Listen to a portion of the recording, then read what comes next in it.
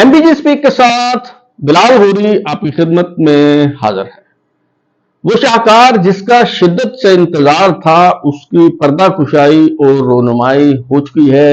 हाफिज doctrine के खदोखाल वाजे कर दिए गए हैं। बताया जा रहा है ये मुस्तह जाफिजा, सुनाया जा रहा है, खुशखबरी दी जा रही है कि सिपह सालार जनाब सैयद आसिम मुनीर की काविशों से पाकिस्तान में $100 अरब की सरमायाकारी आ रही है। मुशीत को ठीक करने के लिए मुख्तलिफ किस्म की टास्क फोर्स बनाई जा रही हैं, मिसाक मुईशत की बातें हो रही हैं। बताया जा रहा है कि डॉलर बहुत तेजी से नीचे गिरने वाला है, बल्कि मुंह के बल गिरने लगा है। और ये बातें, ये वादे, ये खुशखबरियां, ये सुनी सुनाई सी महसूस होती हैं। ऐसा लगता है कि जैसे ये सब कुछ पहले भी हो चुका है, ये सारी बातें हम पहले भी जो है वो सुन चुके हैं। तो खाकी कंपनी नई बोतल में ये जो पुरानी शराब डालकर बेच रही है, क्या ये चल पाएगी? ये कंपनी चलेगी? ये जो नया ब्रांड है ये चल पाएगा या नहीं? और ये जो हाफिज डॉक्ट्रेन है, ये बाजवा डॉक्ट्रेन से कितनी मुख्तलिफ है? आज के शो में हम इसी हवाले से गुफ्तगू करेंगे। तो इस हवाले से जो खबरें हैं वो तो आप सुन ही चुके होंगे। ये अब कोई राज नहीं रही कि सिपह सालार जनरल सैयद आसिम मुनीर ने कराची और लाहौर में ताजर कम्युनिटी के साथ मुलाकातें की हैं। एक मुलाकात कराची में हुई, एक लाहौर में हुई। ये जो दोनों मुलाकातें हैं ये 3.5 से 4 घंटे पर मुहित रहीं।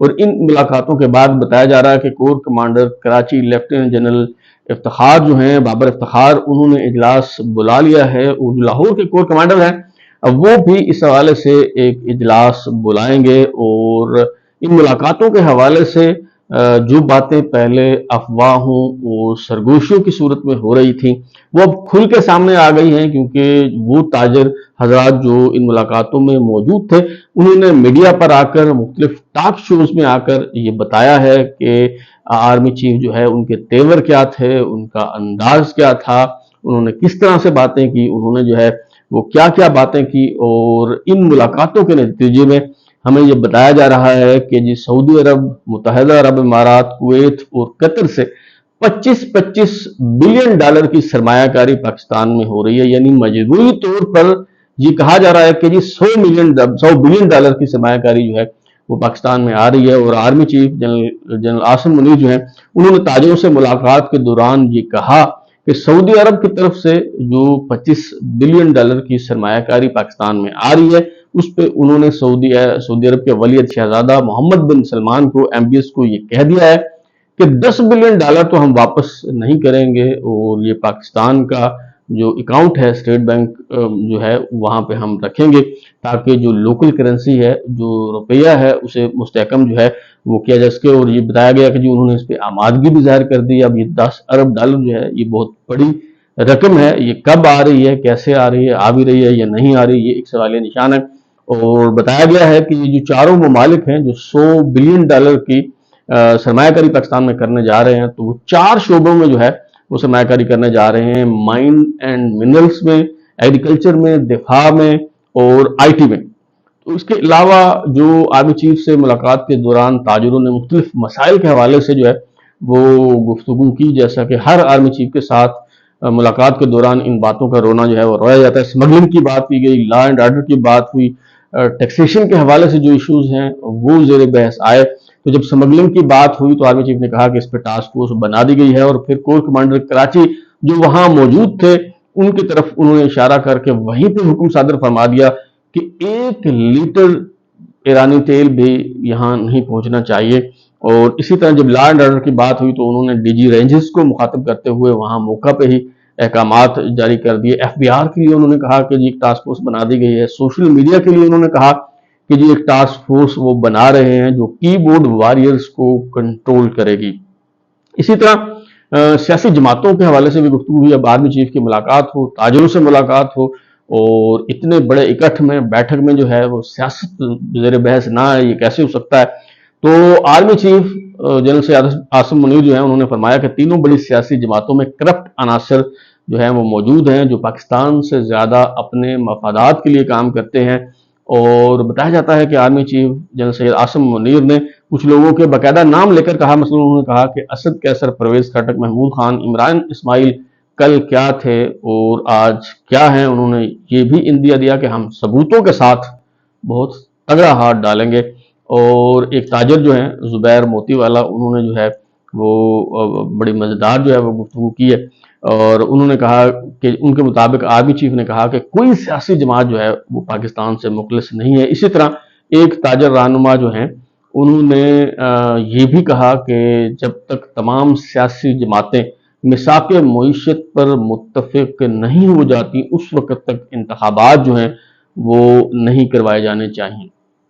پہلی بات تو یہ ہے کہ جو میں نے کچھ دن پہلے اپنے شو میں آپ کو بتایا تھا کہ 400 افراد کی فہرست تیار کر لی گئی ہے اور ایک نیا سلسلہ پکڑ دھکڑ کا شروع ہونے والا ہے، اور انتخابات سے پہلے احتساب کا فیصلہ جو ہے وہ کر لیا گیا ہے۔ اس پہ کچھ لوگوں کو، دوستوں کو تحفظات تھے اور انہوں نے کہا کہ یہ بات درست نہیں ہے، تو اب آپ خود اندازہ لگا لیں کہ بلی تھیلے سے باہر آ گئی ہے، خد و خال واضح ہونا شروع ہو گئے ہیں، اور آپ کو پتہ چل گیا ہوگا کہ جی یہ بات جو ہے جو میں نے آپ کو جو بتائی تھی وہ ایسے نہیں بتائی تھی، یہ واقعی سب کچھ جو ہے وہ ہونے جا رہا ہے، اور آپ نے سن لیا کہ چیف صاحب فرما رہے ہیں کہ ہم ثبوتوں کے ساتھ بہت تگڑا ہاتھ ڈالیں گے۔ اس کا کیا مطلب ہے اب آپ اس کو خود ہی ڈیکوڈ جو ہے وہ کر لیں۔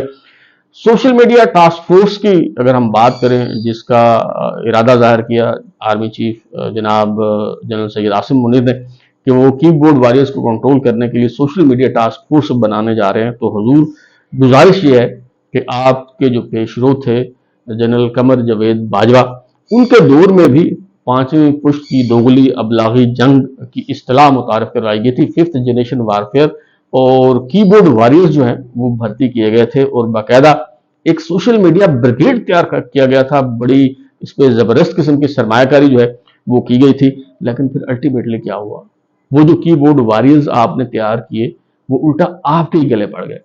تو یہ ذرا سوچ سمجھ کے یہ کام جو ہے وہ کرنا چاہیے، کہیں ایسا نہ ہو کہ وہی غلطی ایک مرتبہ پھر جو ہے وہ دہرائی جائے۔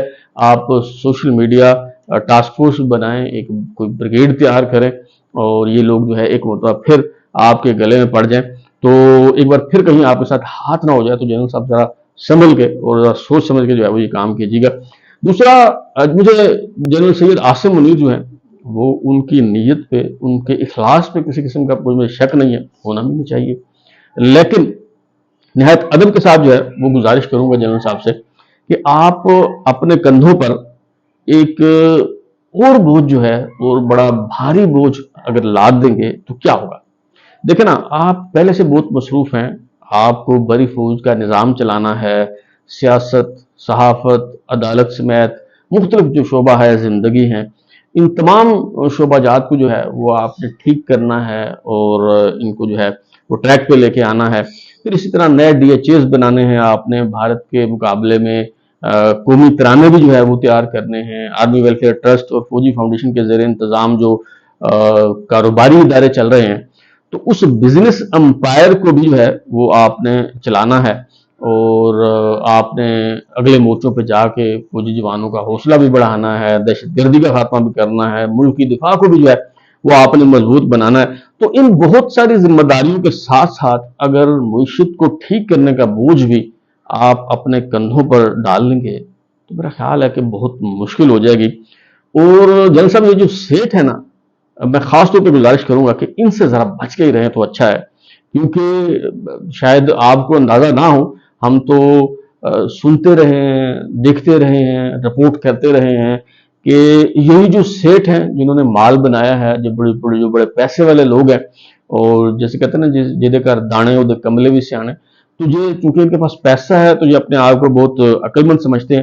تو جنرل صاحب یہ ہر جو جانے والا ہے اس کے عیب چنتے ہیں، اور جو ہر آنے والا ہے اس کے آگے سر دھنتے ہیں، گل پاشی کرتے ہیں، یہ چڑھتے سورج کے پجاری ہیں۔ اور میں آپ کو یاد کرا دوں کہ اس سے پہلے اگر آپ پرانے اخبارات ہی اٹھا کے دیکھ لیں تو آپ کو اندازہ ہوگا کہ جب general Ashfaq Parvez Kayani army chief تھے، یا ان کے بعد جنرل راحیل شریف تشریف لائے، یا پھر جنرل قمر جاوید باجوہ جو ہیں وہ 6 سال تک انہوں نے سب سے زیادہ ملاقاتیں کی ان تاجروں کے ساتھ، سب سے زیادہ انہوں نے باتیں کی، سب سے زیادہ انہوں نے یقین دہانہ کروائیں۔ تو یہ تاجر جب چیف سے ملنے کے بعد آتے تھے، چاہے کیانی صاحب ہوں، راحیل شریف ہوں، قمر جاوید باجوہ ہوں، تو ان سے ملاقات کے بعد جب یہ تاجر باہر آتے تھے تو ایسے ہی کہتے تھے جیسے ابھی آپ کے بارے میں رت اللسان ہے، اور کہہ رہے ہیں کہ جی جنرل صاحب نے جس عزم و یقین کا اظہار کیا ہے، جنرل صاحب نے جس انداز میں ہمارے تحفظات دور کیے ہیں، اس سے لگتا ہے کہ حالات بدلنے والے ہیں، معیشت ٹھیک ہونے والی ہے، بس اب یہ ہو جائے گا اور وہ ہو جائے گا اور فلاں ہو جائے گا، ڈمکاں ہو جائے گا۔ اور آپ سے پہلے جو سپاہ سالار تھے ان کو بھی یہ خوش فہمی میں مطلع کرتے رہے ہیں کہ جنرل صاحب آپ کے سامنے کون کھڑا ہو سکتا ہے، بس آپ ذرا ایک دفعہ اپنا ڈنڈا اٹھا لیں، پھر دیکھ لیں ڈالر جو ہے وہ کیسے گڑ گڑاتا ہے اور جو ہے وہ آپ کے قدموں میں گر جاتا ہے۔ اور اکانومی بھلا یہ آپ کے سامنے کیا چیز ہے، اتنی بڑی بزنس امپائر جو ہے فوج چلا رہی ہے، تو ملک چلانا جو ہے وہ کون سا بڑا مسئلہ ہے۔ جنرل صاحب آپ چھوڑیں، یہ سیاستدان تو ہیں ہی کرپٹ، آپ ملک سنبھالیں اور ملک چلائیں اور ملک کے حالات ٹھیک کریں، آپ مسیحا ہیں، آپ نجات دہندہ ہیں۔ یہی اسی قسم کی باتیں جو ہیں یہ تاجر حضرات آپ سے پہلے جو آرمی چیف ہیں ان کے ساتھ بھی جو ہے وہ کرتے رہے۔ تو جنرل صاحب آپ نے ان کی باتوں میں نہیں آنا، ذرا سنبھل کے رہنا ہے۔ سب سے پہلے تو میں آپ سے یہی گزارش کروں گا۔ اور دوسری بات یہ ہے کہ it's not your cup of tea, اگرچہ اس سے پہلے بھی آپ اور آپ کا جو محکمہ ہے یعنی بری افواج جو ہیں وہ بہت سارے ایسے کام کر رہے ہیں کہ جو آپ کے دائرہ اختیار میں نہیں آتے، لیکن اگر اس میں ایک اور کام کا آپ ایسے کام کا اضافہ کر لیں گے جو آپ کے دائرہ اختیار میں نہیں آتا، جو آپ کی بنیادی ذمہ داریوں میں شامل نہیں ہے، تو بڑی مشکل ہو جائے گی۔ تو اب تک کے لیے اتنا ہی۔ اگلے شو میں ہم اس کوشش کریں گے کہ اس حوالے سے بھی بات کریں کہ جو حافظ ڈاکٹرین ہے یہ کتنی انفلوئنشل ہوگی، اور یہ جو وعدے کیے جا رہے ہیں، یہ جو خوشخبریاں دی جا رہی ہیں، ان میں کتنی حقیقت ہے اور کیا اس کے نتیجے میں ملک کی معیشت ٹھیک ہو سکتی ہے، اس حوالے سے بھی آئندہ شو میں جو ہے وہ ہم گفتگو کریں گے۔ تو اب تک کے لیے اتنا ہی۔ بلال ہوری کو اجازت دیجیے، پھر ملاقات ہوگی۔ اگر آپ کو ہمارا شو پسند آیا تو اسے لائک کریں، کمنٹ کریں، شیئر کریں، اور ہمارا چینل سبسکرائب کرنے کے بعد بیل آئکن یعنی گھنٹی ضرور دبائیں تاکہ آپ کو نئی ویڈیوز کی نوٹیفکیشن ملتے رہیں۔ بہت شکریہ۔